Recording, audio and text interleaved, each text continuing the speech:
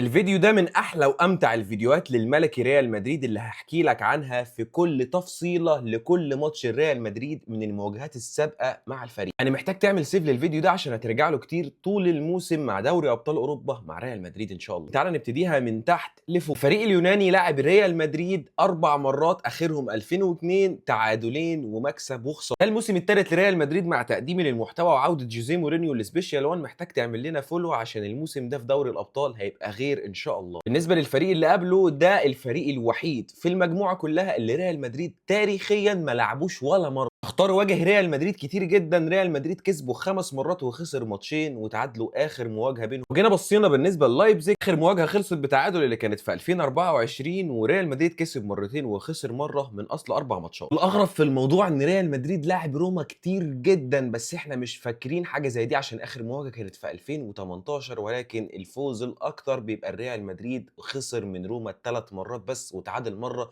والباقي كله انتصارات لصالح الملك. هتستغربوا اكتر ان بي اس في برضه لاعب ريال مدريد كتير جدا، واخر مره كانت من فتره طويله قوي. وفعلا تاريخ المواجهات كان قوي فعلا. المكسب مش دايما لريال مدريد قدام بي اس في، كسب 3 بس وتعادل 4 وخسر ماتش واحد. المواجهات الاقوى واللي تضايق اي مدريدي واولهم انا شخصيا، وهي مواجهه جوزيه مورينيو مش ريال مدريد بشكل عام ضد انتر ميلان. 6 ماتشات، فوز واحد بس لجوزيه مورينيو قدام الانتر، تعادلش ولا مره وخسر 5 مرات. ده لو رقم كبير بالنسبه لك، فالرقم الاكبر والاحزن جاي دلوقتي. مورينيو قدام ارسنال لعب 23 ماتش، كسب 12 وتعادل 8 وخسر 3 بس. لكن مواجهات ريال مدريد قدام ارسنال اللي ما عرفناش نكسبهم ولا مره، 3 هزايم اخرهم اخر مواجهتين وتعادل واحد بس. السؤال هنا، لما تقابل ارتيتا ارسنال في احسن مواسمهم وافضل حالاتهم في قلب ملعبهم، تقدر في اول سنه ليك يا مورينيو تكسب ارسنال ولا صعب؟